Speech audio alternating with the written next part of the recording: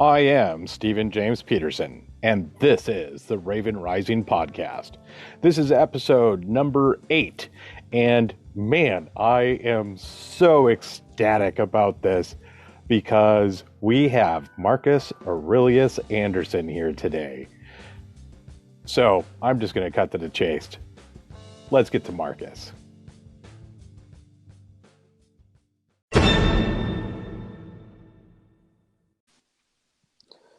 Well, how's it going, my friend? Oh, outstanding. Awesome. This works. Everybody, welcome to the Raven Rising Podcast. Today we have an outstanding human by the name of Marcus Aurelius Anderson. Marcus, how are you doing? Man, I am fantastic, my friend. Thank you so much for having me. I'm really stoked for our conversation. So, as we were just on the phone,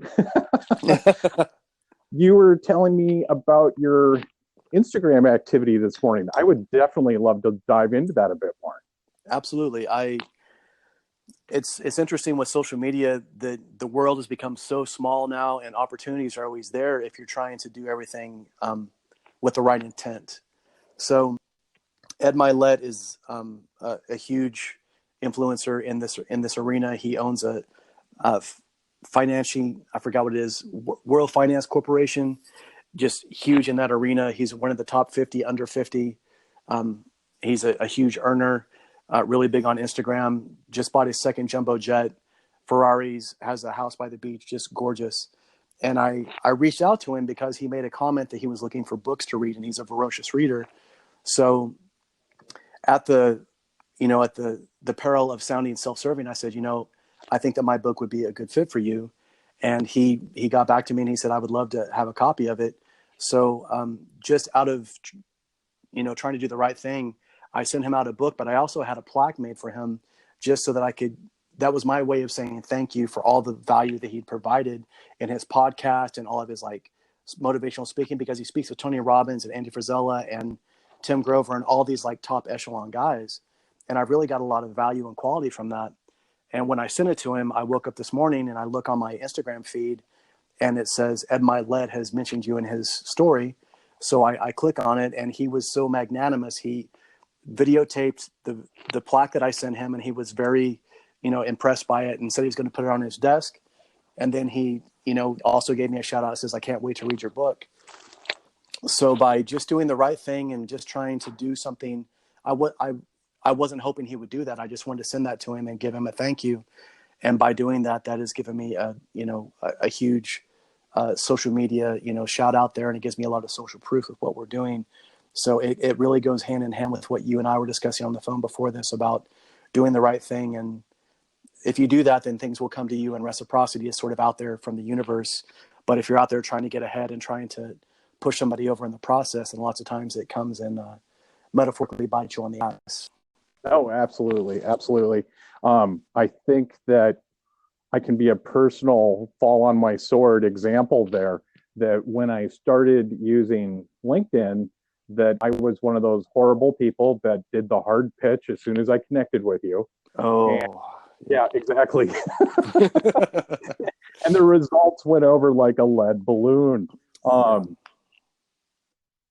learned. I'm better at it now. And at this point, I don't do that. There's a book called Giftology. I think it's by Jeff or Jim Rulin. And you just nailed everything that he says in that book with what you did with your plaque and with your book. Yeah, I absolutely agree. I mean, I haven't read the book, but I think I've heard the conceptual ideal. And just like you're saying, it's almost like it's like a date almost. So, I mean, if you're trying to hard pitch somebody or hard sell them like a used car salesman on the very first, contact, me, for example, if somebody does that to me, even if it's something that I want, I will turn and walk away on principle, just because I know that if it's something that is good, if it's something that's worth me having, you don't have to hard pitch me. You're going to have to be in a situation where I'm almost like, shut up and take my money.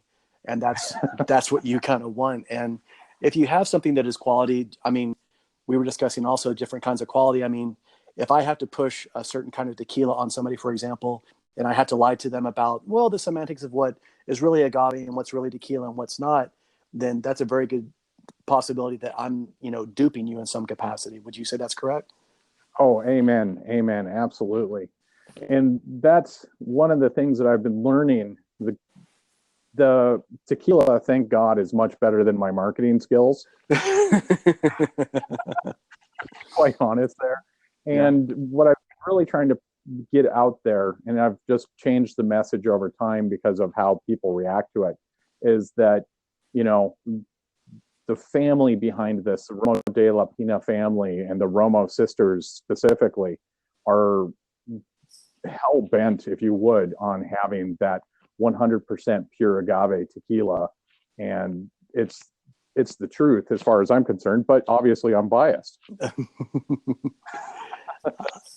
I think so. What do you got coming up? What do you got coming up, man? Oh, I've got some different things. I'm going to be in San Diego next month for the New Media Conference. That's going to be fantastic. I'll be there with J.V. Crum III. For those of you that aren't familiar with him, he is the Conscious Millionaire. He made his first million at 25 years old.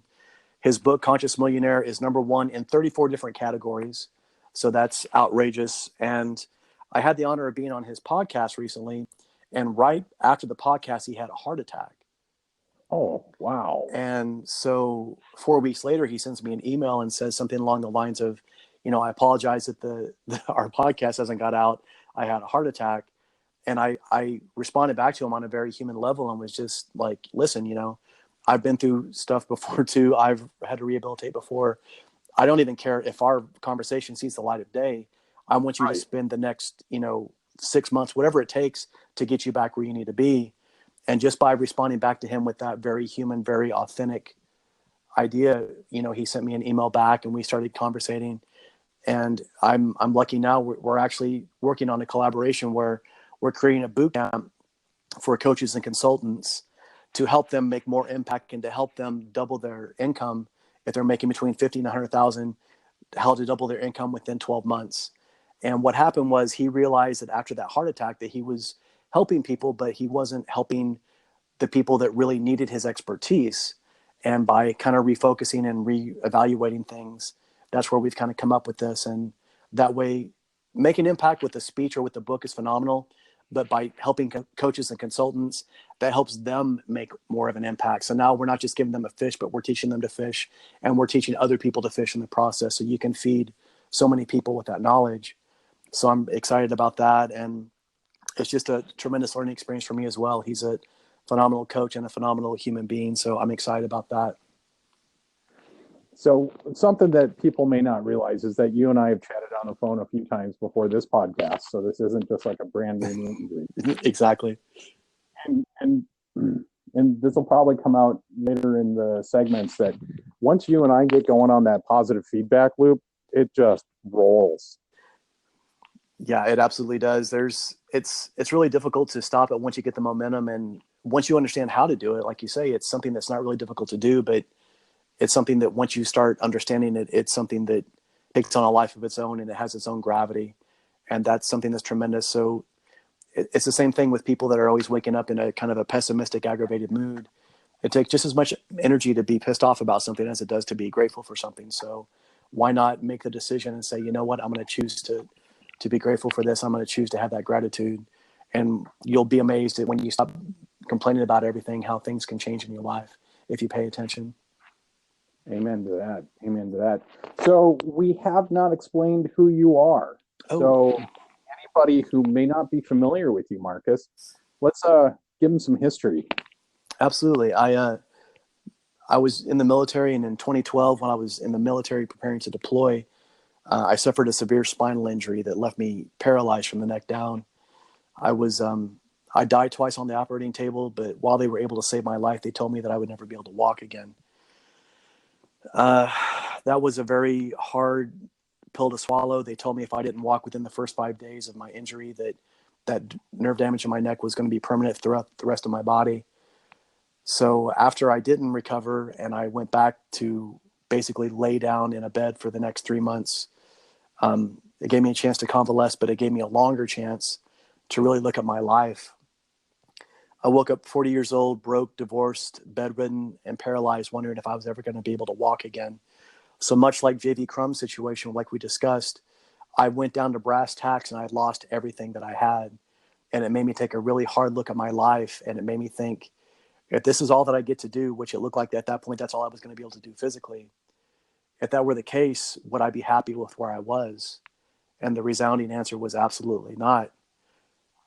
And I was in a very dark place. I was suicidal. I was in a place where I didn't want to live. I tried to find gratitude because I knew that that was my way to get back, but there was nothing for me to be grateful for because I felt like I was just simply existing, not really living. After months of anger and depression, I finally realized that the anger was not serving me and I was wasting my energy. And so I tried to revisit the idea of being grateful. And the only thing I could think about to be grateful for was the fact that I didn't deploy. I was grateful that this injury didn't occur while we were deployed, because if it had, I may have gotten my fellow team member, my fellow man, the fellow medic, the person who was flying the helicopter to get me out. I would have put every one of their lives in danger if this had happened while we were deployed. So when I was able to take myself out of the equation and stop saying me, and I, and started thinking about the fact that nobody else was injured and nobody else was hurt in the process, that's whenever the gratitude took on a new level. Everybody seems to cherry pick what they want to be grateful for. They want to be grateful for the good stuff in their life. They want to be grateful for when they make money or when they get a promotion or when they're happy. But the reality with gratitude is you have to be grateful for every single thing. So whether it be that guy that cuts you off in traffic and flips you off, or whether it be that person who doesn't give you what you want, you have to understand that once you can see everything as something to be grateful for, now you're bulletproof. Now, no matter what happens in your life, if it's something positive, you're grateful for that. If it's something negative, you look at the gratitude of the fact that it shines a light on something you need to improve on. And once you can see life like that, now you have a 360 gratitude, and everything that happens to you, you can take a lesson from it, or you can take gratitude and happiness from it. And that's what I would encourage so many people to do. And that's why I wrote my book. That's why I speak today. And that's why I coach people on this attitude, because being grateful is easy to do when your life is going the way you want it to. But when you're actually facing adversity, that's when you must learn to be the most humble and most grateful for what you have. And it's a tough lesson, but I think that if people can understand that, they will get a lot more out of their lives a lot quicker. Oh, absolutely. Absolutely. I was just taken aback for a moment there about on different circumstances, but at age 40 for me, that I came up against that wall, and it was a lot of anger and hate and depression, and was definitely contemplating suicide at that point. Very glad that I didn't. I wouldn't be here talking to you today. I wouldn't have a lot of the awesome people in my life today. And absolutely learning to be grateful for the good and especially the bad helped me remap everything that I'm appreciative of and give me that gratitude to where I was able to start from a new point, let everything from the past go. And that's still a lesson of, learning how to properly do that. And then springboard myself forward. And that's probably one of the main reasons why you resonate so amazingly well with everything that I'm doing, is that on a macro scale, you dealt with that too, and you were able to absolutely prove the outcome, which so many people, man, they have like the lightest, toe injury and they're taken out of the game. They just don't get, what it's like to be coming back from that crushing defeat and being able to rebuild their life again afterwards. Absolutely. It's so true. And the reality is, for better or for worse, pain and discomfort are always the best teacher. And it's hard. It's a hard lesson at the time, but if we can look back on it in retrospect, that's very much the truth. And then the other thing that I like to repeat is the fact that we are only as strong as the adversity that we overcome. So if we run into a roadblock and that is as far as we want to go, then we're pretty much stagnant. We've pretty much arrested our development in that capacity. So understand that adversity is an opportunity. So whether it be business, whether it be a relationship, or whether it be physical or mental development, understand that those things are an indication that you're on the right path, that you're growing, and that you are elevating yourself in that manner. And once you understand that, now you can see it as an opportunity to get stronger and to get better at what you do, as opposed to, complaining about the fact that you aren't exactly where you want to be in your life. And I think that that's a huge lesson for everyone to kind of revisit.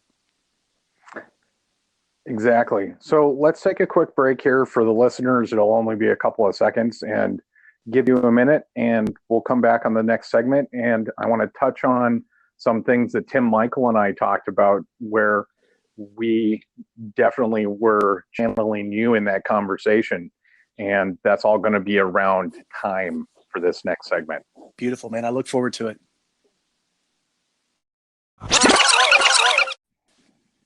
And we're back. I can hear you. So I'm always amazed by themes that carry on, whether it's books like Napoleon Hill, Think and Grow Rich, or conversations that I've had. And I know this is going to be very congruent with your journey, and that's time and timing. Nothing happened immediately for you when you made up your mind, did it? I mean, you had to go through a lot to get to where you're at. Would you mind speaking to that?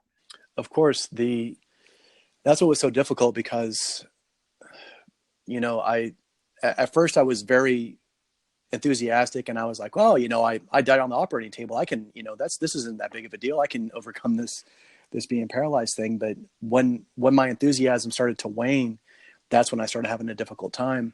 And when I came to the conclusion that I was going to accept this, but I was going to accept it in the capacity of being grateful for it and trying to figure out what to be grateful about. Once I was able to do that, about a week later, that's when I started getting some movement back in my fingers. And that was incredibly powerful because it wasn't something that happened overnight. I had to have that genuine gratitude every day. I had to be grateful for the table. I mean, for the bed that I may never leave, or the room that I may never be able to get out of. I had to be grateful for the people that were coming in. I had to change my mindset from being a person who wanted to commit suicide to a person who was grateful for the life that was breathing within my body. And that's the thing, whenever we're in those dark places, people that are suicidal, it's not that they want to die. They desperately want to live. But what's happened is they haven't found a purpose. They haven't found a reason. They haven't found that why that gives them the desire to want to move forward and to want to live their lives. And if we constantly keep looking for something like that and we're constantly let down, then that's whenever the enthusiasm to live is what is pulled out of people. And that's why it's so important to have purpose and to have an intent, as opposed to just meandering down this, existence where we just kind of wait for the wind to blow us or whatever direction the sails take us. We have to have this idea exactly of where we want to go. And having the universe slap me in the face the way it did and get my attention and say, hey, what the hell have you been doing with your life for the last 40 years? What are you going to do now? That's when it really gave me that redoubled effort to figure out what the hell I wanted to do, not to waste my time, and to be grateful for the opportunities I did have. Absolutely. So from the event to even today, how much time has elapsed for you? Well, this happened in 2012, so it was 2013 before I was actually able to start moving again and get back on my feet. It's been 5 years, but even now I still have, from about the middle of my forearms to my hands and the middle of my shins to my feet, I still have numbness. So they call it neuropathy, but all it means is that it feels like I have really thick gloves on or really thick like shoes on. So I can feel, but not nearly to the dexterous capacity that I used to. So like I was in chiropractic school before I got injured. So the dream of going back to chiropractic school isn't something I can't really do. But the beauty of it is that now with the platform that I have and with the opportunities that I've been given, I'm able to reach even more people with my message and with my mindset and with the ability to inspire and motivate others to go out and attack the goals that they have and make sure that there's something really worth achieving, as opposed to just making sure that they're distracted by social media or whatever's on TV. Oh, absolutely. Well, I did a video this morning on LinkedIn speaking about TV, that there are actually people out there that watch 40 to 80 hours of television a week. Oh. And that just blows my mind. I'm like, man, and I was guilty of that at one point in my life, and I cut the cable, but then I replaced it with gaming for a while. And when I broke that habit of gaming, Yeah. that that's when I finally actually started digging really into, what am I doing in this life? Why am I just fulfilling, other people's dreams by watching their programming instead of pursuing my own? So that's something that's huge to me too.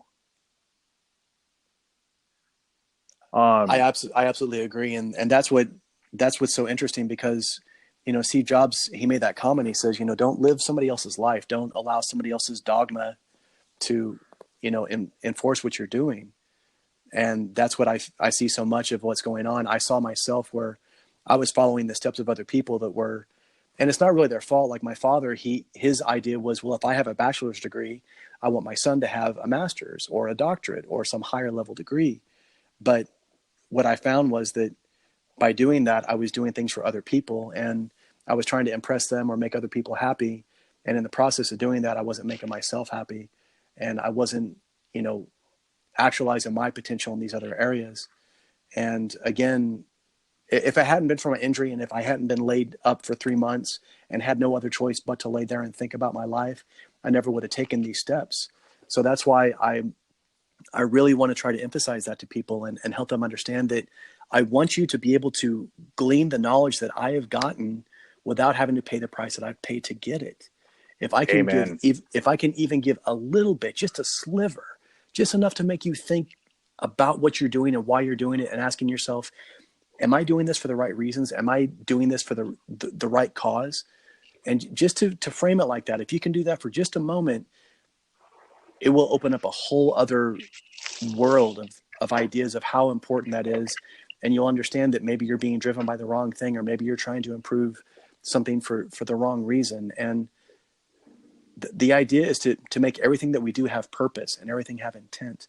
And if we're just going through this reactionary lifestyle because I did what everybody else did, I went to college, I got a degree, I got a job that I didn't really care for, but I took it for now. And I was surrounded by a bunch of other people who had done the same thing, who had basically had this glorified version of compromise.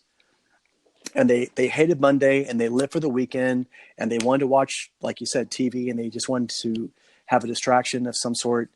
And they didn't want to think about their lives. And they very much wanted to bring you into that fold, because almost as if they were like, don't worry, we've give up on our dreams too. Just come on over here and watch some TV and you'll forget all about it.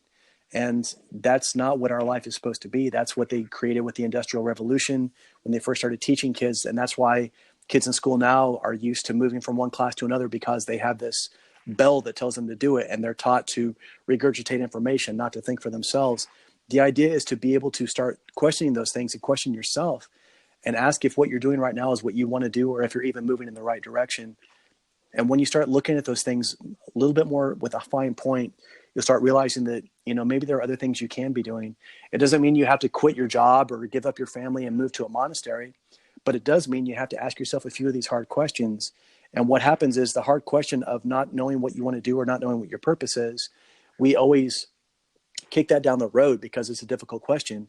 But what ends up happening to all of this is we elongate that suffering for the rest of our lives. And then before you know it, you're in this midlife crisis, or even what's happening now is there's a lot of people that are millennials that have quarter life crises because they've been sold this bill of goods of go to college, get the degree, you'll be happy. They get out and they're like, well, this job sucks and I don't like the money I'm making and I'm $75,000 in debt and I've been lied to and I hate everybody around me.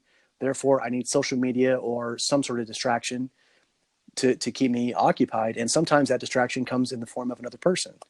And then all of a sudden you're making compromised decisions about what love is, what a commitment is. And before you know it, you have kids with somebody and you're like, I don't know if I like this person. I don't know if I like our kids. And I don't know if I like myself. And at that point, it's a much more difficult situation to negotiate. For the school reference and that whole factory learning, there's a book, if you haven't encountered it yet, called The Creature from Jekyll Island. Yes. Yes, good. And how they describe the creation of what is now still our modern school system was completely developed to make factory workers. It has nothing to do with making you truly an independent thinker and letting you experience, collaboration. They don't, that's considered cheating in school where you put something together. That's collaboration. That's it. And then that validation aspect where you touched on the monastery for a second. I chuckled to myself because Jay Shetty, the former monk, Yes, who's crushing it via National Geographic and everything else that he's doing, liked one of my posts this morning also. And oh wow, that's huge. That's so salient. Yeah, that's amazing. That I really want anyone that's listening to this, especially the younger people, that they need to realize that bill of goods was created decades ago where the minority went to college and got a bachelor's degree. And I so identified with what you were just saying. My father was a professor. He worked for 43 years at NDSU. And so he's got the pension, he's got the retirement fund and everything else put together.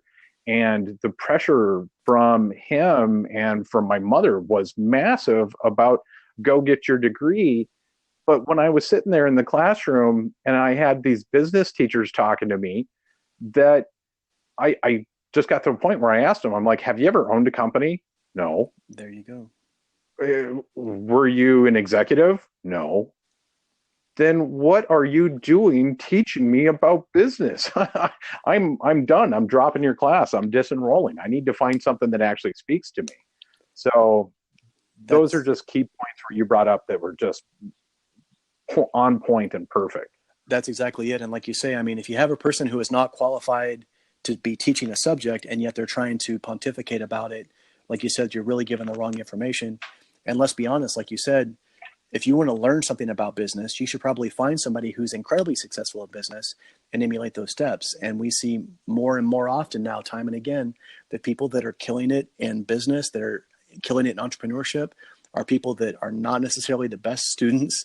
They usually do not finish college because they've realized the same thing that you and I did, where they're looking at it and they're like, if this person was as good at business as what they say they are, they would be out making a few $1 million a year and they wouldn't have time to teach a bunch of kids that are in high school, light basically, and trying to say that these are the things that are going on.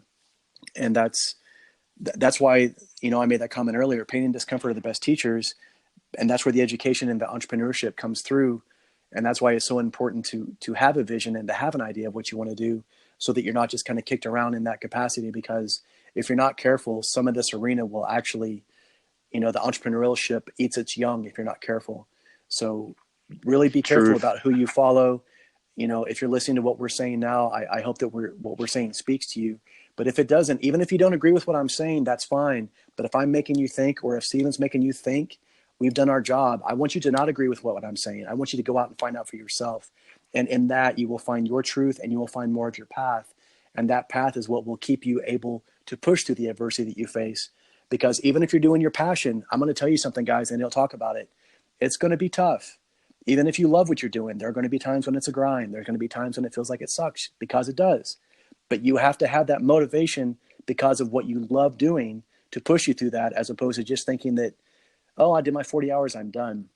The idea is once you're to the point where you don't feel like doing it anymore and you continue, that's when you are committed. That's when you're no longer interested. You're absolutely committed to what you're doing. And again, they can't teach you that in college. You just touched on something that I was just listening to via Napoleon Hill as I was walking back and forth from physical training today for therapy. And that's that love concept that I'm afraid that too many people watch the television and the movie to where you meet a guy, you meet a girl, you meet somebody that you really groove on, and that love is supposed to be like this, God, Deus ex machina moment where the skies open up and but it doesn't work like that. It's time, it's commitment. True love is where your partner or whatever it is that you're doing sometimes is the thing that you just, you're frustrated, to give it a good term, and you need to find that bridge back with them That's when you're really in love. It's when you're going to go through the shit, and you have to take that moment, that time of realization of, man, I don't want to lose this person. I'm going to make this happen for them, for me, for the right reasons, and remind them of what the right reasons are. And, I remember saying in the past myself, I am horribly mad at you right now, but I'm not going to be able to stay that way just because I love you so much. Absolutely. And I'll talk more about that on the other side of our break. Sounds good.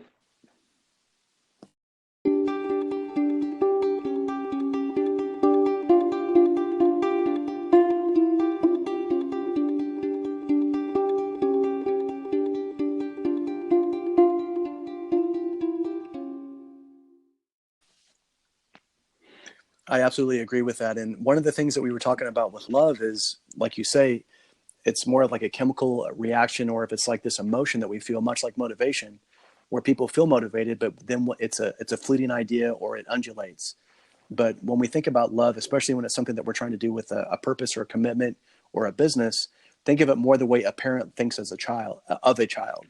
That's perfect. Right? They love their child may be a pain in the ass, or they may mess up in school, or they may wreck the car. You still love them. It's something that is unconditional. So find something that you want to do, or pushes you in a direction where you can find something that you will have a love and a desire for that is unconditional, that will push you through those times when you don't feel like doing it, because there are absolutely going to be those times when you don't feel like doing it. And that's what happens. That's why so many people will take a road. They'll go to the road and it'll come to a split, and they'll have to make a decision if they want to continue doing that or if they want to turn back the other direction.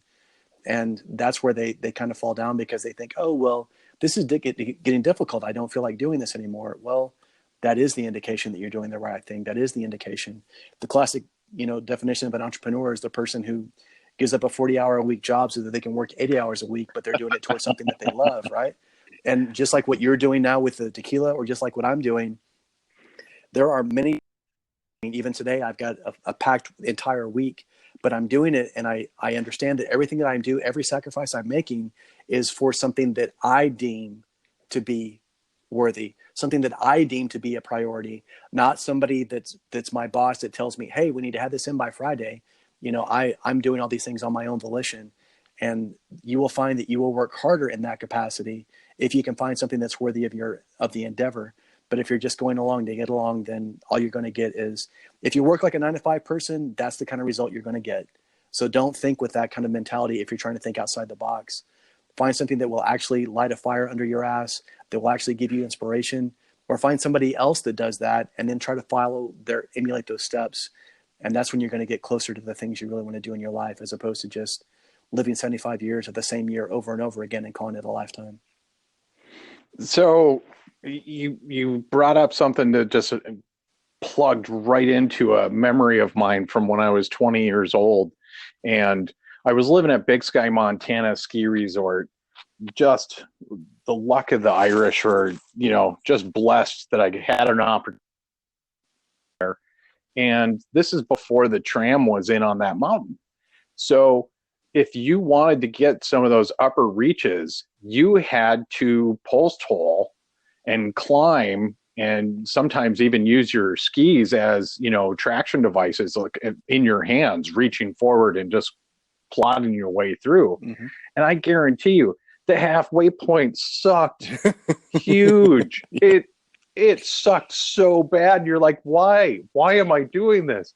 But you pushed through that suck, and you get up to the top, and you finally click into your skis and your poles. You get your team together, and you attack those lines that you've been staring at for over a month. Yep.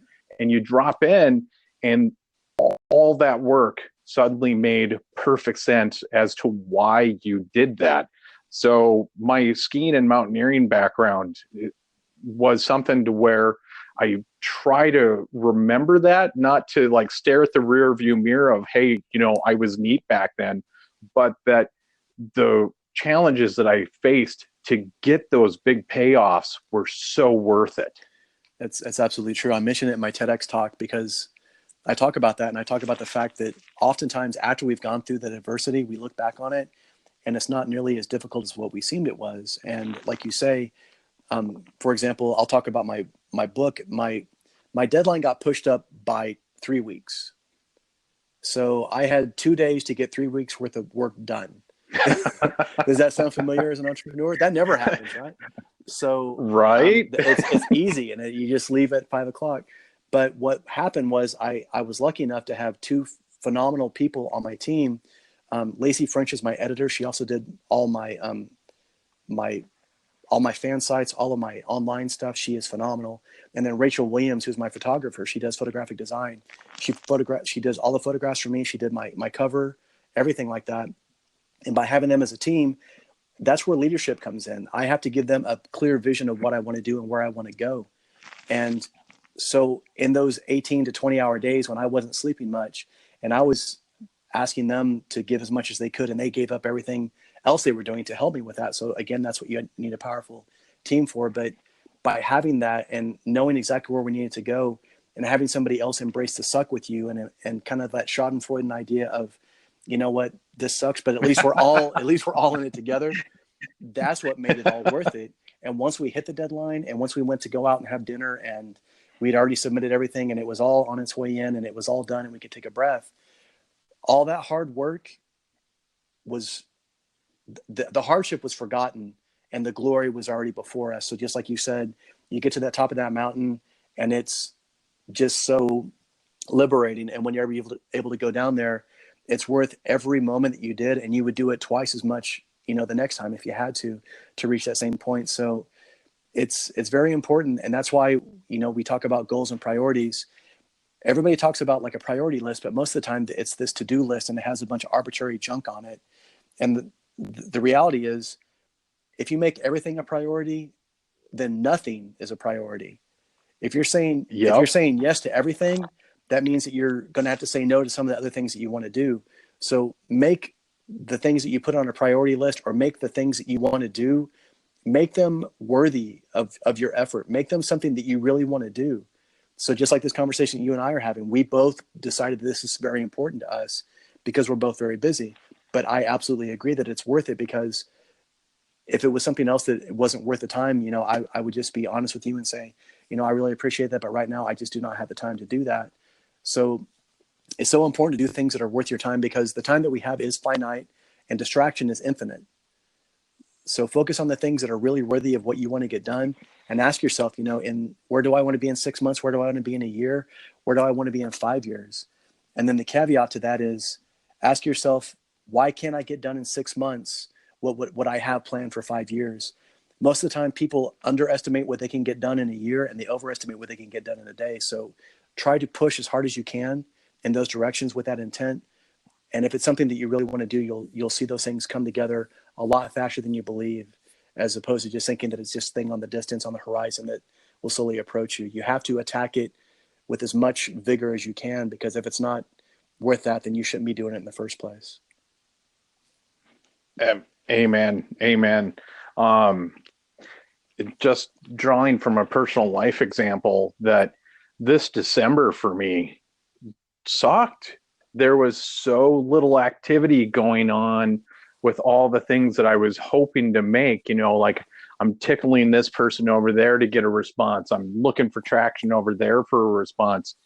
And I get to Christmas and I'm just like questioning myself. Why am I doing this? And then January 2nd and 3rd roll around, and all of a sudden I'm getting swamped with emails from people that have questions. They want information. How do they order? How do they get stuff? And other people. January just blew up into this beautiful month. And I was like, wow, I cannot believe that I tried setting a deadline of New Year's as to walk away from this, where now all of a sudden I've got this bonfire that just popped out of that smoldering ember again.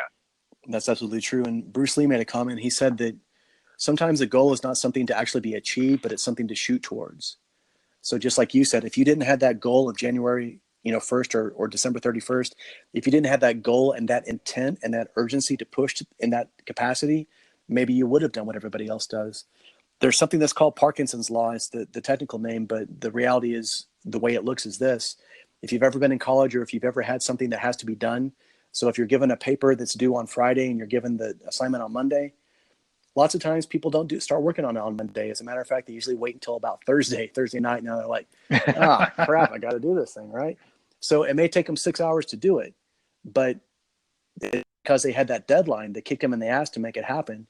So the idea is you don't need more time, you need a deadline. And that's why you have to have very specific goals. You have to know exactly what you want to do, just like what you did. That's a beautiful analogy, because if you can measure it by saying time, or just like people that say, I want to lose weight or I want to get in shape. And it's like, okay, well, how much weight do you want to lose? Oh, I don't know. They have no clue, right? So a goal is only as attainable as it is specific. So if you say, listen, I want to lose 10 pounds by February 20th. I want to be benching this much. I want to be running this fast. I want to make X amount of dollars. I want to have this amount of customers, et cetera. By having something that is quantifiable and keeps you accountable, that's what helps you get there. It doesn't mean you have to knock yourself down if you don't make it, but you have to aim above the trees to get to the target. And if you're not doing that, amen. If you're not doing that, you're never going to get there. So, well, and you just said something that's super important that needs to be emphasized is just because you set a date and you may not have achieved 100% of your goal by that date, if you've gotten anything over 50% done, well, I mean, depends on the size of your challenge. Maybe even 45% is the good mark. If you have accomplished something and you have made traction happen, that's part of that positive feedback loop to move your date out. Man, when I started this, I was so naive that I thought that I could throw a Kickstarter campaign out there coming out of left field. Nobody knows who I am. Nobody knows what I'm about. And, just throw some neat pictures up and people are just going to throw money at me. You mean that doesn't happen? Come on. I thought that's what you're supposed to do. I was on Instagram and that's what they said happens. These guys had all these pictures of Lamborghinis and a bunch of money, and that's what they were doing. Oh, don't even get me started. Don't even get me started. And yeah, absolutely. I mean, that's the point, was that I didn't even make $1,000 on that Kickstarter, but I did have certain traction points pop up. And maybe it's just how stubborn I am because of being a bounty hunter before, where I was like, okay, so I got some traction. I realized that I did a lot of things wrong here. I need to dive back in here and rework everything before I come back out again. But even in saying that, I realized that I'm partially wrong in saying that, that someone might misunderstand that and get trapped in analysis paralysis, which is horrible. I was joking yesterday with a young man named Taylor Reynolds, and I told him, I'm like, man, most of the stuff that you see me posting on all my social media is half-baked or three-quarters baked. I don't massage it till it's perfect. I write it, I make sure that there's no glaring errors in it, and I just hit send. Yep. That's exactly it. And that's what happens to, we hear it happen to like musicians, and it definitely happens to authors. And that's why authors get ground down into the whole writer's block. Or again, like for me, for example, while it sucked at the time, that adversity was a gift, the adversity of having my deadline pushed up, because it forced me to trim the fat. I cut 3 chapters. I got down to brass tacks, and I really figured out what I was trying to say. And while some of it was done in a state of sleep deprivation, it was still the truth, and it still resonated, and it still got out there. And if I had waited, or if I had allowed myself that additional month, I probably would have prolonged it. I probably would have tried to do the analysis paralysis, and I would have been chasing perfection, which is something that is inevitable. I mean, inachievable.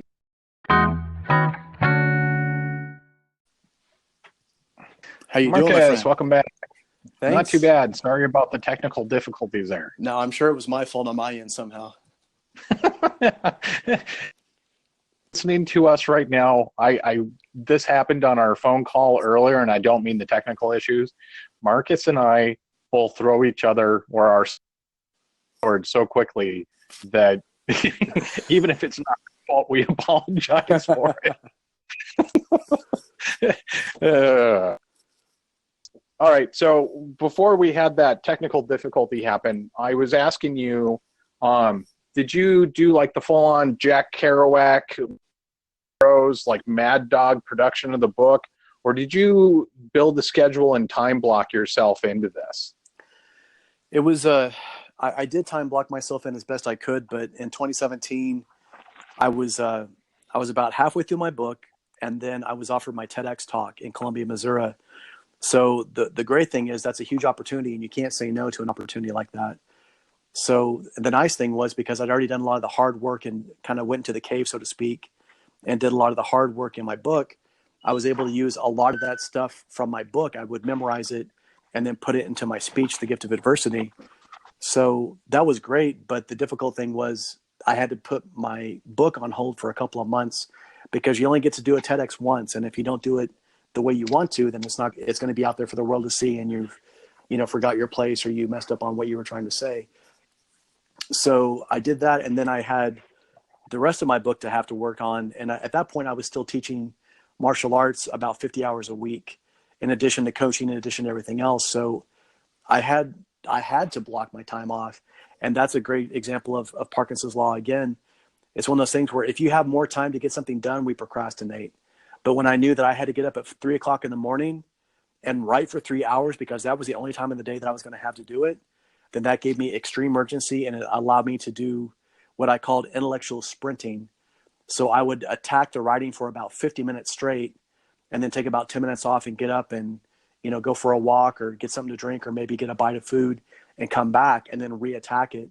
And by being able to do it with this kind of sprint mentality and this urgency, I was able to get a lot more done in that short amount of time because as the TEDx talk came out and as I started getting a little bit more recognition, now those days to write were getting filled up with interviews or, potential speaking engagements or other things. So if you want to do this and you want to do this well as an entrepreneur or running your own business or even being good in a job that you're already in, having that entrepreneurial mindset and having that idea of blocking your time away, that will make you much more efficient as a CEO, as an owner, as a manager, or as an employee. So I would behoove anybody, it would be to their advantage to do that.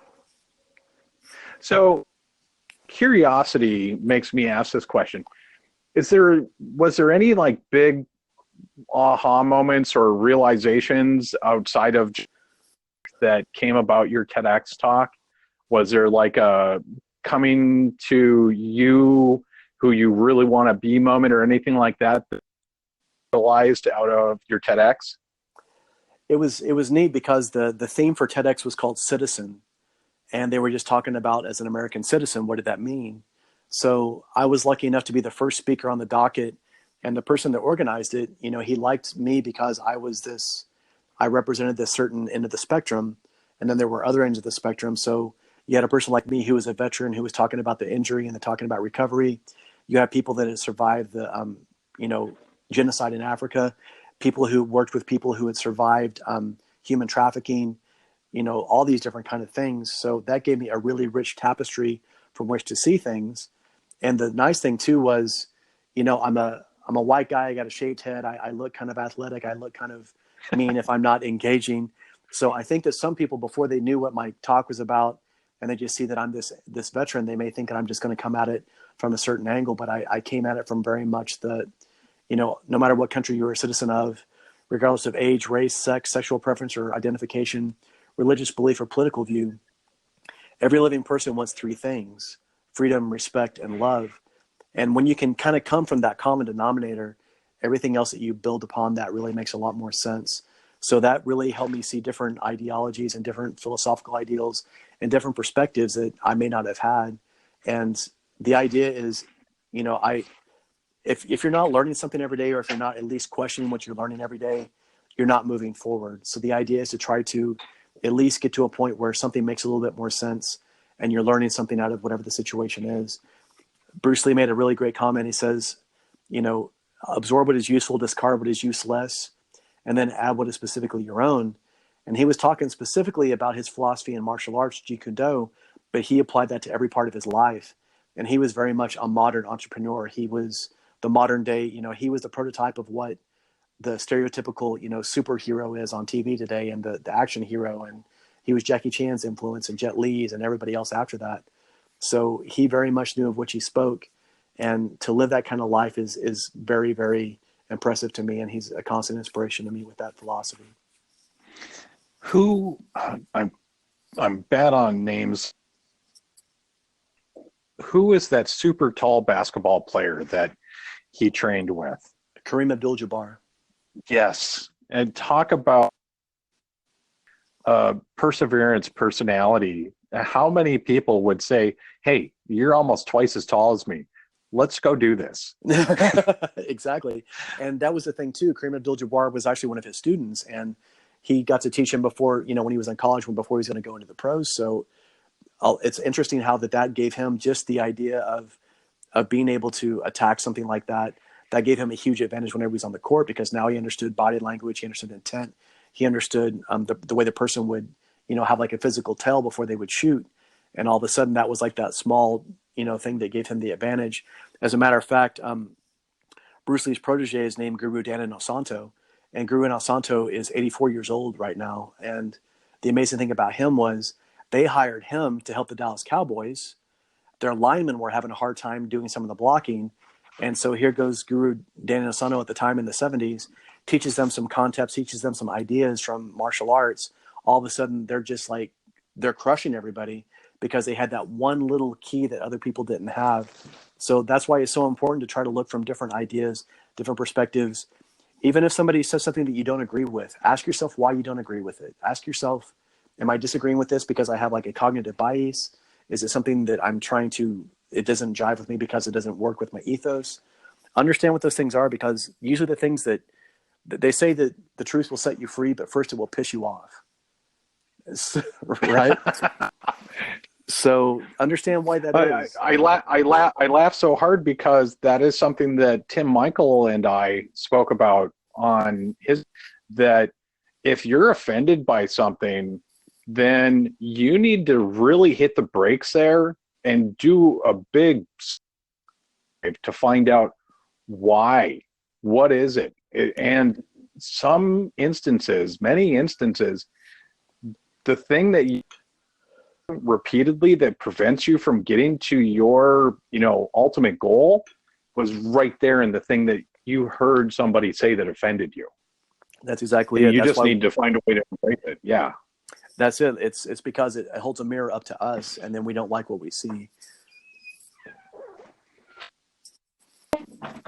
What else? We talked about the time blocking, and the funny, I have collected a lot of mutual friends recently. Mm-hmm. Max Noble, for an immediate example, that's how I actually discovered you as Max. Oh yeah. So tell me, is he as much of a character in person as he is online? Oh my goodness. The great thing about Max is what you see online is what you get, and that's the reality. But it's not like this put on thing. It's not this thing where he's trying to be a movie star. Max loves life.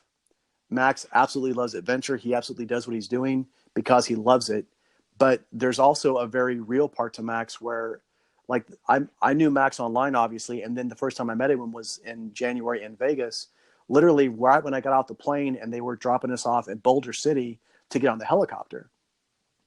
So here I come in and I look, and here's Max Noble in his white suit regalia, and there's cameras all around him, and everybody's looking at him, and all of a sudden when I walk in the room, he's like, Marcus Aurelius, and all of a sudden everybody stops to turn, and everybody stops, the music stops, and here I am, and I walk in, and he comes up against me, this hug, and it was just very organic and very real.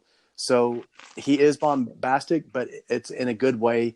He is, what you see is what you get. And the great thing was, it was a humongous adventure, where the enthusiasm of going to the Grand Canyon, of being in a helicopter, that genuine excitement, and then, being able to go to that conference and speak to people and influence people. He is very much what you see is what you get, but he's a fantastic person. It's not, put on. It's not something that's fake that he's trying to do. And, if you guys aren't connected to Max Noble on LinkedIn, or if you haven't seen his TV program, then you guys are missing out, because he is absolutely a treat in every capacity. And his book is amazing as well. So we actually signed books in the Grand Canyon.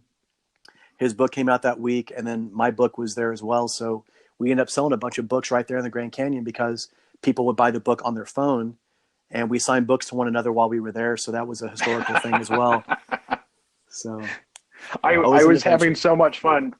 I was having so much fun watching. I saw that both of you were responding to my comments because you were popping up on my Facebook and my LinkedIn and a few other places. And I just be like, oh my God, you guys are having so much fun. I wish I was there. That was it. I mean, and the camera's only able to capture some of it. I mean, just like all the rest of the excitement and the rest of I mean, how can you not have a good time in Vegas with Max Noble? I mean, if you can't have a good time in Vegas with Max Noble, you better check your pulse. I mean, there is nothing else to be done. You just you wind him up and you let him go. And the thing too is, you would go to the conference and you talk to people till 11 o'clock at night. And then he and I would, we're at the Bellagio talking until 3 o'clock in the morning. And then you get up at 7 the next day and do it again. So it's an amazing time to be able to spend quality time together, and to really, connecting is one thing, but connecting off the keyboard is another thing entirely. And, he and I are very much cut from the same cloth. So I appreciate him, and it was a huge opportunity for me. So I'll remember that for the rest of my life. So I'm going to throw an early break in on this here. And what I want to do when we come back is have you your coaching and let people know how to get a hold of you for that. Because I think, and I'll touch on this real quick, the next break. There's something that when you and I first got on the phone with each other, I want to tap on real quick because I want to validate a couple of things for you we talked about. And so coaching is what we're going to talk about when we get back. That sounds great.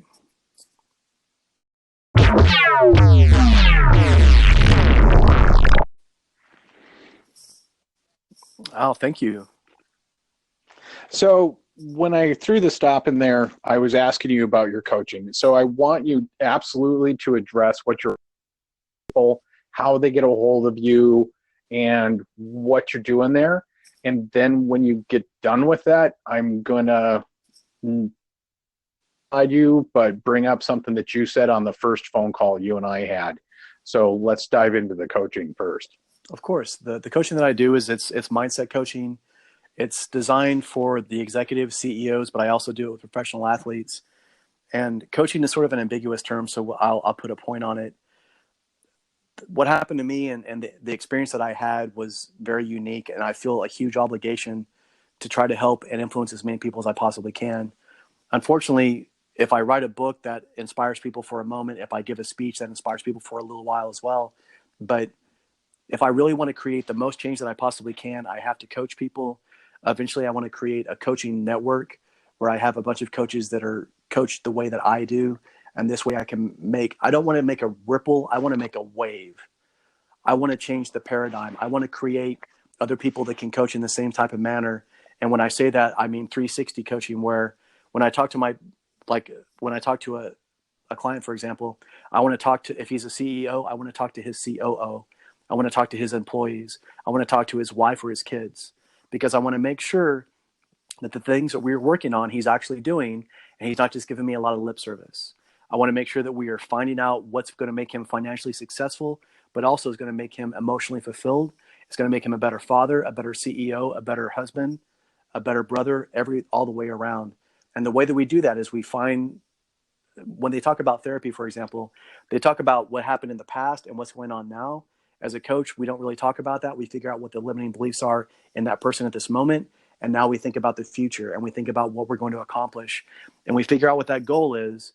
And then we start backtracking from there and reverse engineering how to get there. The thing is, we all want to do things and we can all have outrageous goals, but what we need is a time, some sort of time hack, and we need some sort of person that will keep us accountable. So a coach can never take you somewhere to a depth that he's never achieved before. So I have a very specific coaching method, and I've gone through some unique experiences in my life. And from that, I'm able to get a hold of people that are very motivated and excited to do what they want to do. And then I get even more out of them, and I push them exponentially to where that they can get to those new things they're trying to accomplish, whether it be, like I said, monetary, emotionally, physically, and all these things, so that they can get to that next level. And then therefore they're able to help other people in the process. If I just teach a person, one thing, I'm not teaching enough people. I want my message and my coaching method to reach way outside of them, to where it's a huge, like I said, a wave. And that's the idea. If you're interested in personal coaching from me, you can reach out to me at marcusaureliusanderson.com. We can set up a call. If you want to book me to speak, you can book me to speak there as well. If you want to purchase my book, you can do it there or at amazon.com. Again, you can reach me at linkedin.com, at Marcus Aurelius Anderson. The same thing with on Facebook or on Instagram. I'm pretty much everywhere if you look for me. But that's what I want to do. I can motivate people for a little while, but I want to create that motivation that will create discipline to create results. And that's what my coaching is all about. So the one thing I was going to pick on you about that experience dealing with it is you labeled it as survivor bias, that you were part of, you got injured, they deployed, you didn't, and you kind of took issue with some of those guys coming back, via the vet might want to speak with you. From my background, and it's an odd background to say the least, but when I was an early, it took learning about my trade and craft, but I had to break through of I haven't been everywhere yet, and actually speaking with other people and getting out in front of them to really get the feedback that to really have phenomenal growth there a couple of years down the road, because I did pipe up instead of background that I was a National Association president for bounty hunters for a while, and that it grew into that. So I beat you up maybe a little bit, but in a really nice and kind way. That I really for you don't too hung up on that survivor bias, because that's going to hold you back. And I know that you are brought it up yourself, but I want to throw that out for listeners also to realize that being the new kid on the block doing something, you should be silent. Absolutely. And that's where we start learning more about ourselves, like you say. And you're absolutely right. I mean, that was something that I always had a little bit of a shortcoming with. It was a self-limiting belief. I've actually been addressing that a lot recently. And the idea is, I want to speak my message to as many people as can benefit from it. And while adversity is relative, it is something that is sort of consistent in our lives. So if I can speak to a veterans group, or if I can speak to, a convention, whatever the case may be, I want to try to reach anybody that can take some sort of value from what I have to say. And again, I hope that my experience is something that can help people understand how much stronger that they really are than what they give themselves credit for. And then two, to realize, how good we really have it, especially in a first world country. So by doing those things, that keeps us accountable. And it also keeps us in a place where we can see that, maybe we're making a mountain out of a molehill in the process. So I appreciate that. I like the accountability for sure. I put you on the spot. Oh no, it's fine. Well, it's sometimes that hearing it in different contexts, that we have our own positive feedback loop going in our head, but every once in a while there might be something to where it takes a friend ribs and just being like, hey, there's this one spot here I'd like to see you have some improvement on. And that was the one thing that you said that really hit me to pick on you more, that I want your message to get out further. That's why you're on this podcast. That's why I share. And the same disclaimer that I gave on the Tim Michael interview, I have received no money whatsoever from Marcus. Marcus has received from me. We're doing this on an organic basis of helping each other rise. So absolutely. I really want to have you expand and grow, because there's so many people out there that should be able to find so much value, so much from you. Like I intentionally gifted away the book that you sent me to my physical therapist, and I'm like, this is phenomenal. You need to read through this. And the reason being is that you are going to come in contact with so many people that are going to be a spot in their life that this message combined with what you do can be just a linchpin moment of just out of their own box. Thank you so much. And that's exactly what I want to do. I mean, I want to, if anything that I say resonates, please take what part of it resonates with you and take it put it in your toolbox or give it to somebody else. And, guys, the TEDx talk is free. Just go look at it. You don't have to pay anything for that. The book is $20. It's not a big deal. Find what that is and do something that will add to your edification.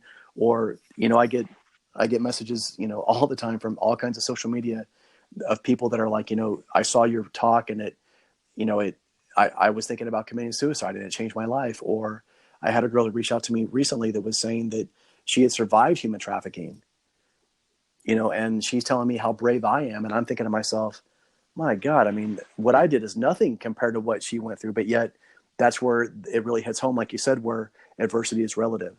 And it comes down to the fact that, we all go through something difficult. And I talk about the adversity scale. The worst thing that ever happened to me was dying and being paralyzed. So that's my 10. So, and then 0 is like, right. So what I do is I back everything up to that. So then if I'm sitting here and I'm like bitching about something, and then I think to myself, you know what, on the grand scheme of things, compared to what my 10 was, what I'm really complaining about right now is probably about a 3 or a 4. And I'm just being a little wimp about it. So if I can do that, that keeps me honest. And again, we all have a 10 and we all have a 0. We have heaven on earth, so to speak, and then we have 10, which is the worst thing we've gone through. So if you can step back and look at it from that light, it makes you you can be a lot more objective in that manner. And it helps you understand that, what, this may not be that bad. Maybe the fact that I just keep lamenting it and I keep bitching about it is what makes it worse.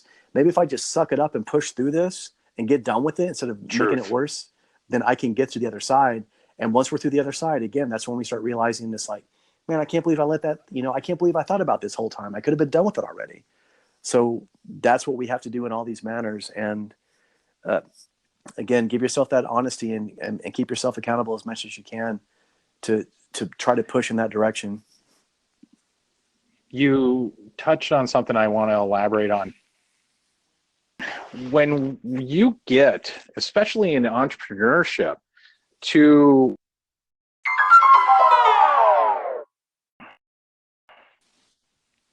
So you're mentioning in entrepreneurship? Yeah, absolutely, in entrepreneurship. Okay, so you went into that point where we contemplated suicide, and I want to flesh that out, since you and I have been there and we've, thank God, gotten away from that especially for people that are trying new, or they're putting themselves out there, whether it be LinkedIn or some other type of social media, to create a new project.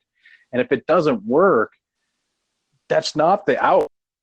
If anything, just a great place to start from again. So I want to hear your feelings on that too, because I Gary Vaynerchuk talk about a couple of guys who had done a couple of projects. They were really public about it. And when it didn't work, that they did take the wrong way out. So what are your feelings on that? What were your lessons from that? Because I mean, man, I know it's a hard subject to talk about, and it doesn't have to be just entrepreneur mental health, but it's just mental health in general. How did you, whether was it just, but was the gratitude one of the key things that really helped you power through that and find that enlightenment to say, I'm okay? How did you, for yourself, get through that? It is a difficult subject and a difficult question. And the reality for me was I wasn't able to act on it because I was paralyzed at the time. But I'm really glad that I didn't act on it, even if I was physically able to move. And what we have to do is, again, the entrepreneurial journey is very much an up and down. It's very zigzag. There are many paths to the top of the mountain, but a lot of them are very they're very rigorous to get to the high point. So I'm going to quote Hemingway, and Ernest Hemingway says, "The first draft of anything is shit." So what he's saying is he's talking about writing, he's talking about all those things, but all it does is it's just talking about the idea of iteration, the idea of I have this concept, I have this idea for this project or this product or this company. Remember that good idea, by the time you actually see it come to fruition 2 years later, will probably very much look different than what you have it in mind right now. And that's because you will constantly evolve and constantly get better with it. But just like you were mentioning, if you allow everything in your life to revolve around this product or this project, and you have nothing outside of that to feel grateful for, to feel good about, no other relationships, no other activities to keep you balanced, then that's when you will run into the entrepreneurial depression. That's when everything is predicated on how much money you make. In poker, they talk about that. You'll see people that their chip stack dictates how happy or how sad they are. And we have to understand that in the entrepreneurial journey, there's something that's called the hedonic or the hedonistic treadmill. And what that says is that we are constantly looking for the next thing. We are constantly looking for, like for me, it was the TEDx talk. And now that I had the TEDx talk, no, now it's the book. No, now it's this, now it's that. If you can't stop and just try to be grateful and happy for what you have right now, there is no way that you can ever be happy or satisfied with anything you accomplish in the future. So take this moment, take this time. Instead of complaining about everything that you have, think about the things that you do have to be grateful for. And again, even if it's something as simple as what I had, which was the fact that nobody else was injured in my situation, you'll be surprised at what you can find. If you need to talk to somebody, the other thing is, it is not always easy. It is not. In Zen, they talk about, once you become enlightened, you're enlightened. But in the real world, you have to keep working every single day. Every day that you get up and every time you're trying to work towards something, adversity will ask you to quit. It will give you the opportunity to have the easy way out. And you have to decide every single day that you don't want to do that. You don't want to give up on that. Understand that there is a lot of people that look up to you, that want to do what you're doing, or that look at you as an inspiration. So if you need to talk to somebody, if you need help, by all means do that. It's so, especially in men, it's horrible because we had this idea that I'm too strong or I'm too tough to ask for help, but it takes a lot more strength to ask somebody. And it doesn't mean you have to go to a hotline or whatever it is, but if you have a buddy, call them and just say, hey, I'd like to talk.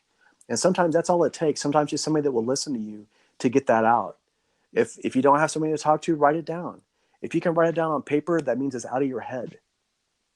And understand that it isn't always easy, and there are going to be times when it's difficult. And that's why it's so important to have, people around you that you trust and that you support and that support you and that you can lean on, because while the entrepreneurial journey is sort of a lonely one, it's important to have a group of people that you can still sort of count on, and understand that you're not always going to have the answer, that lots of times the entrepreneurial journey will have questions that nobody has an answer to. You can't Google this stuff, guys. You have to go out and fall down and figure out how to pick yourself up.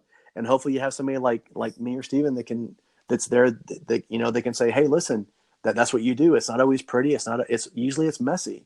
Usually it's ugly. And usually you are literally cleaning it up seconds before you unveil the curtain. But that's what we do, and that's how you get there. So when you see everybody else, we were making fun of it, people on Instagram that have millions of dollars, or they act like they do. Those are people that are trying to put up a front. They're trying to retire at 23, and they're trying to get to you to give them money so that they can do that. So don't fall for that. Understand that sometimes it will be messy, and sometimes it's okay for it to be messy. It's okay for it to not be perfect, and it's okay for second, third, fourth, fifth, 10th iteration of something to not be perfect. That's why we have to do it. And that's why he and I talked about, Steve and I talked about pivoting, because you have to be able to adapt. You have to be able to do that. You have to be able to move, because if you are just, sort of on the X and you're not moving around, you're not going to get where you need to go. And you have to be willing and humble enough to take that punch in the mouth from life and then say, you know what, that's okay. I'm going to keep moving forward, because it's always going to be there. So whether you get punched in the mouth for something that you really care about, or you get punched in the mouth for something that you don't give a damn about, make sure it's worth the effort and it's worth the hardship you're going through. And if you are going through something, again, talk to somebody, call somebody if you need help. That's what we have to do. It doesn't mean that you're weak. It means you're strong if you can ask for help. So I'm going to throw some more into the mix there on top of that. Circle of influence is a big Tim Michael and I talked about, and it's relevant here because if you're finding yourself in that desperation or positive feedback loop that you need, you really need to examine your feedback loop. Who's out there that you bounce off of and they bounce off?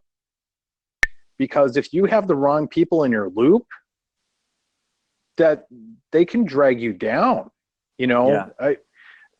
that's things that also really has been helping me lately is that I have you as an example, Marcus, out there so that if I'm going to make that phone call to you, that I know that the reason why I'm calling you is that you're going to beat me down. To just be like, oh, I'm sorry, Steve, that sucks. No, I've already talked to you enough in the past to know that you'll be like, and what are you going to do about it? That's it. That's exactly it. Exactly. That's it. And in today's day and age, I did it as I was growing up before the internet. I surrounded myself with Marcus Aurelius and Bruce Lee and Lao Tzu because I would read their books. There is literally so much stuff at your disposal now that you can make the 5 people that you're around the most, Gary Vaynerchuk, and, anybody that you find successful. You can do these things and find people to put in your circle.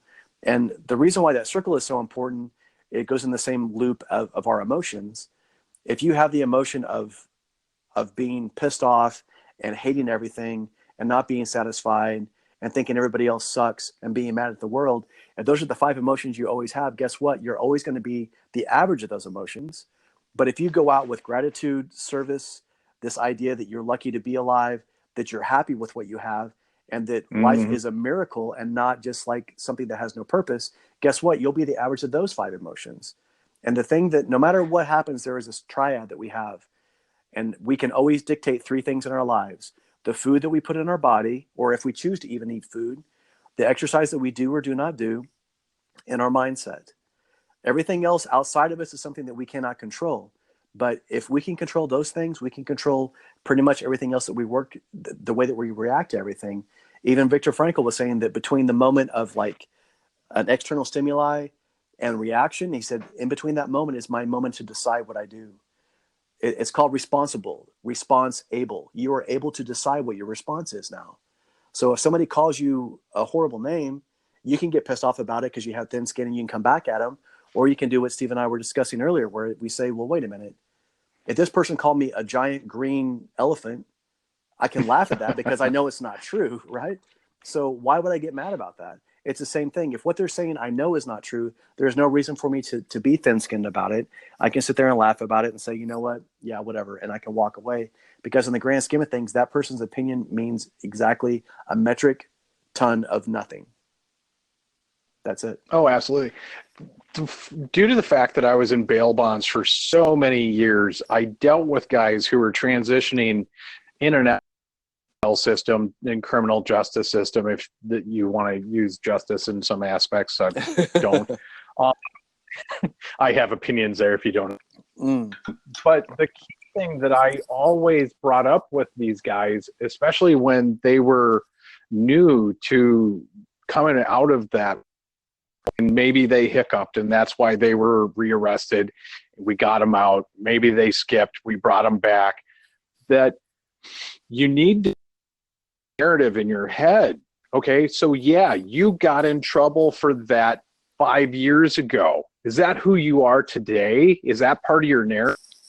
If you're going to throw something at me that I did 3 years ago, 5 years ago, 10 years ago at me, I'm not that guy anymore. Yep. I'm not. I've grown past that. And if you're still throwing that at me, that means you haven't grown. And people need to plug that into their way of thinking, that if doing that negative feedback loop back to, you know, this happened, that happened, and you're not drawing energy from it to be a better person, like if you're listening to this right now, pause this, identify that, and break that cycle into each time I think do something that makes me better. That's exactly it. When I actually have a lot of coaches that are in my practice now. I coach a lot of coaches, and that's what I find is there is this self-belief mechanism where they decide the reason why they're not as successful is for two reasons. One, they don't feel that they're good enough, and that usually is rooted in the fact that they don't feel worthy of it. And that's what we all feel in a lot of capacities. I mean, it's even like what you brought up with me earlier about that the survivor bias to an extent. That's sort of the root of that. So the idea is to understand that, you are worthy of these things. There are things that you can be grateful for, and to turn that loop off so that you're not constantly reinforcing that. If you keep doing what you've always done, you're going to get what you've always gotten. So try to look outside of that and try to find how to break that cycle and figure out, like he was saying, that a man cannot step into the same stream twice. One, because the stream has changed, and two, because the man has. So even a minute ago, you were a different person. So every time that you are doing something, any kind of feedback loop or any kind of edification you're giving yourself, allow that to be something that serves you and moves you forward and gets you closer to your goals. Because in this life, very few times do we move laterally. Either we're moving forward or we're moving backwards. Make the decision to move forward every time in that belief system. And that's how you're going to get closer to your goals every day. So now, were you a Tao Te Ching reader when you were younger? I absolutely was. With the name like Marcus Aurelius, it's very difficult to not be aware of the stoicism there from my grandfather. He gave me the name, and we'll talk a little bit more about that on the other side of the break. Sounds good.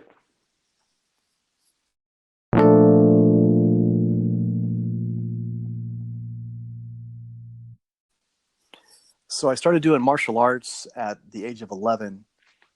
And the nice thing about martial arts is there's a lot of philosophy sort of built into it. At 13, I tried to read Marcus Aurelius's famous book, Meditations.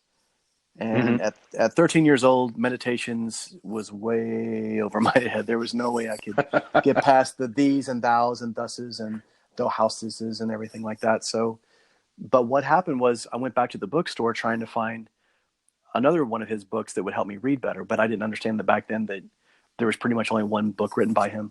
But what I did find was a book called the Tao Te Ching.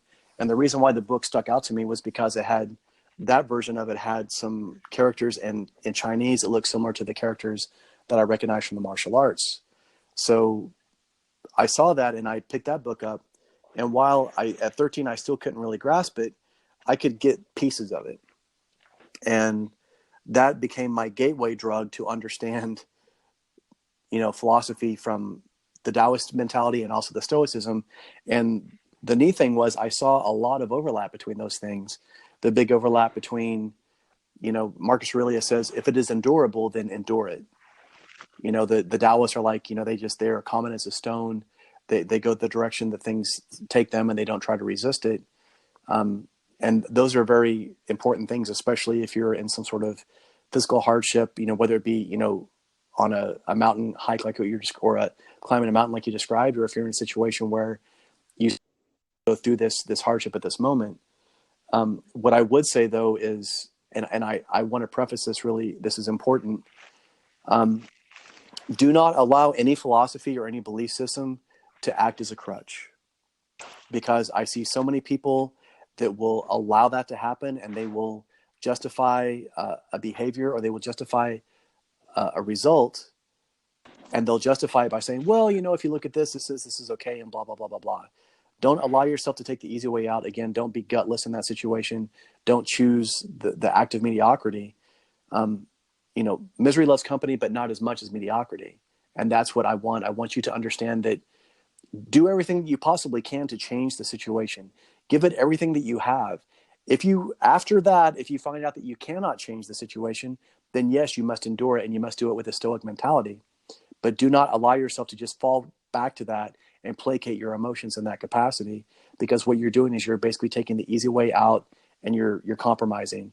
So don't ever do that. Allow yourself as many opportunities to push forward and put all that effort to move forward as you can. And once you're in a situation where you have to take the difficult route of just, enduring, then by all means do so. But don't don't use that as a way to just escape it or use it as a crutch. I know you'll appreciate that. My memento mori coin in my hand right now. Beautiful. And when I was in my 20s, I don't want to out myself on everything of how I grew up, but I grew up through some really interesting time. Mm-hmm. When I got into my early late teens, early 20s, the Tao Te Ching was something to where I was reading through it. And the first few times I read it, I tried to power through it like I did a regular book. No. When I, right? Yeah, you can't do that. You can't do that. When I got older and I started having more understanding, and this was while I was sitting, that read a passage and close the book. And even if I got halfway through a passage, if I didn't have understanding at that point, read the rest of the passage, maybe read the passage again, close the book, and ponder upon what it is, and try different experiences that I've had to where I was wrong in context with that, and also to where I was right context to that. So the Tao Te Ching has been always, I think I've gifted away that book 50 times at least to people. Yeah, it's a tremendous resource. Huge. Yeah, absolutely. I agree. And like you say, I mean, it's so dense. There's so much to it, and you can, try to power through it. But if you do, then you're like, what the hell did I just read? That doesn't make any sense. I don't understand any of it. And that's the thing too. I know a lot of people that will read a lot of books, and that's sort of in vogue now. Everybody wants to just like consume content. But just like you said, we have to be able to digest it, especially if it's something that is as dense as that is. So if people they're like, oh, I read these books and blah, blah, blah, blah, blah. And I'll say, what was the last book you read? And they'll say, oh, whatever. I'll say, tell me 3 things you learned from the book. And it's just quiet because they can't remember. I can ask them how the book was. Oh, it was amazing. What, really? Yeah, it was life-changing. Tell me 3 things you got from it. They can't tell me anything. That's okay. But what I'm trying to say is, again, it's not about how much you digest or how much you put in, but how much you can digest. And more importantly, how much you can put into practice. Bruce Lee says, knowing is not enough, we must do. Willing is not enough, we must act. So wisdom that is not acted upon is as good as ignorance. So understand that. And again, take really good idea about, be really careful about what you decide to consume. Because if it's garbage in, it's going to be garbage out. So if you let yourself be inundated with a bunch of, crap, social media or TV or whatever it is, then guess what? That's what you're going to have. But if you are very selective about what you allow into your brain, into your psyche, into your beliefs, you're going to get a lot more out of it. You'll appreciate this. I'll keep the story really short. I was working security at outdoor con, and these 4 guys, 2 on 2, started to get into the whole pufferfish and start to tussle. Yep. And I'm the only guy with an immediate reaction zone to this. And the Tao was still hugely relevant into my mind at that moment. So much. I came down to him and I put my hand on the shoulder of one man who was on one side of the argument, hand on the shoulder of the other. Both looked at me, and as peacefully, not angrily as I could, but just peacefully, I looked at one of them and I said, you be like, go up the hill, please. You be like water, go down the hill. This is done. There you go. It blew their so much that they started, I don't know what you said, little man, but I love you. And They both just kind of looked at each other. Thanks. That's it. You're the little Lao Tzu right there. You changed their world with that one statement. It sticks with me just because I didn't go in there trying to be Billy Badass to break up the fight. I mean, I've been in enough brawls where I've had. That was one of those where I was able to just tap them on the shoulder, drop some philosophy into their mind for a second, and it broke that they were in to where they realized that this wasn't going to end well for him. And that, I don't know. I have done if it went the other way, probably just, enjoyed the combat boots that I had on and put them to use. But I didn't want to go there first to give everybody involved, an opportunity just to break away, recalibrate, and come back together. And I do remember guys actually get together about an hour later, once the concert was done, shake hands and apologize to each other. See, that's amazing. And that's the best case scenario, right? Everybody acknowledges, hey, you know what? Sorry, we had a disagreement, but we squashed it, and now let's go have a good time later. Is there anything that there's so much, and I know you and I are bad about this, that we could go on and on. Is there anything pertinent that you've got going on right now that you want to share with people on top of, your events that you've got coming up? Or do you want to touch on those again and where to find you? Of course. I mean, the boot camp that we're going to have is going to be in April. And if you go to either my website or if you go to JV Crumb's website, consciousmillionaire.com, we can set up a discovery call for you there, and we can give you, to make sure that it's something that is a good fit for you, because we want to make sure that we are tailoring it to the right people. And if they're not a good fit for this, then we don't want them in there, because it's hard for us to take a person to another level if they're not ready to go there. And that's what the whole idea about it. The boot camp is called High Performer Boot Camp. And again, it's targeting coaches and consultants specifically. And that's the idea, so that we can create a bigger impact with more people. I'll be in San Diego in April. I'll also be in Chicago in September. It's called The Power of We, and I'll be on stage with 7 other speakers. It'll be 4 male speakers and 4 female speakers, and we're coming together to help the inner city kids in Chicago. And it's going to be at Stan's Theater. It's a Stan's Mansion. It's a magnificent place. If you're in the Chicago area, or if you're going to be in there at that time, please come out. I'd love to be able to shake hands with you. I'd love to be able to talk to you and, actually meet you in person.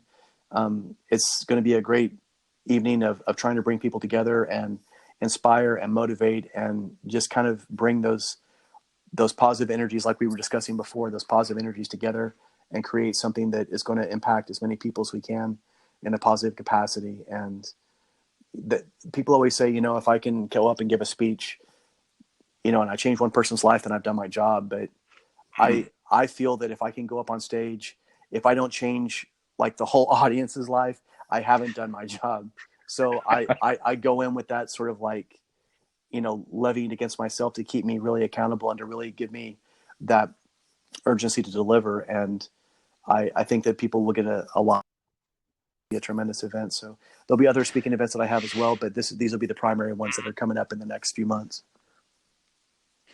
So, man, I love what you just trying to change at least the one. I know that sometimes my posts that I put out on LinkedIn that don't necessarily see it as business relevant, but there's times where I just throw stuff out there because, man, tell me that person sitting at their desk at a job somewhere who's scrolling through and sees my little blurb about, hey, find that happy point in your day. It's a difference for them. That's massive for me. And I see your social media that you really go out of the way to make sure that positive is out there to help people. So that's, I can't watch certain people on Facebook anymore just because actually turned certain friends' news feeds off on my feed just because I don't want to go there. Man, and you touched on that earlier too, that to filter, be aware of what you're ingesting. That's it. And it's something that is, it's nefarious. It's something that we don't even realize that we're doing. And then all of a sudden you get away from that person, or you get away from that, wherever that social media is. And all of a sudden your day's just a little bit brighter, or you're looking at things more optimistically. And, habits are something that are so delicate that we can't feel them. They're like a silk, binding, like we can't feel them, but they're so strong we cannot break them. And so take what you're thinking, take your mindset, take the things that you allow into your mind very seriously, because they will eventually become what you do and what you are and what your life is. So make it something that's worthy of what you want to do and that it's congruent with your ethos, because if it's not, it's going to come out eventually anyway. So make the decision and do the thing, get the things into you that you want to come out to the rest of the world. Amen to that. All right. So we have made a ton of content here that I'm going to have to dig through. I so appreciate you. I am so grateful to be able to, find space of having time with you. And I'm so glad that we have a medium to where we're able to share that and more people will be able to encounter this. Thank you so much. And I'm so grateful for you as well. I'm truly honored and grateful to be here, and humbled that if anything that we say can change the lives of anybody. We never know how far reaching something that you and I say in this moment can be to millions of people throughout the rest of the world. So I'm very humbled and grateful that we get an opportunity to do that. And you're doing a great job. So by all means, keep doing what you're doing, my friend. Awesome. Thank you very much for this day, man. We've spent a lot of time doing this. I cannot express it. I am for your connection, and anybody that's going to make fun of us for saying thanks to each other, reevaluate what. All right, Marcus, thank you so much. And when this is ready to go live, I will definitely shoot you links over for it. All right. Thank you, brother. I really appreciate it. I've had a great time, and I look forward to hearing what we have on tape. Awesome. Thank you, Marcus. Bye.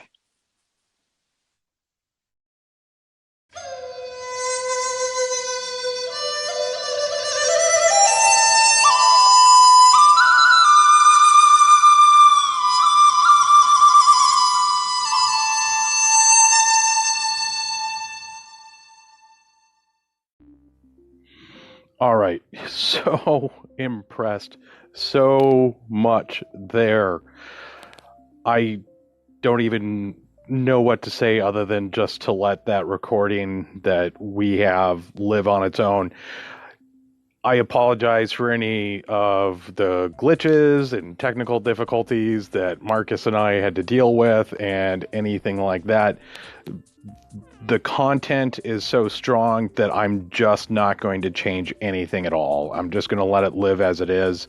And in the future, when we get him on here again, because I foresee that in the future, that we'll make sure that we have everything dialed in at that point. I'm learning as I go. Every day is a new lesson. Thank you very much for listening to the Raven Rising podcast. Thank you.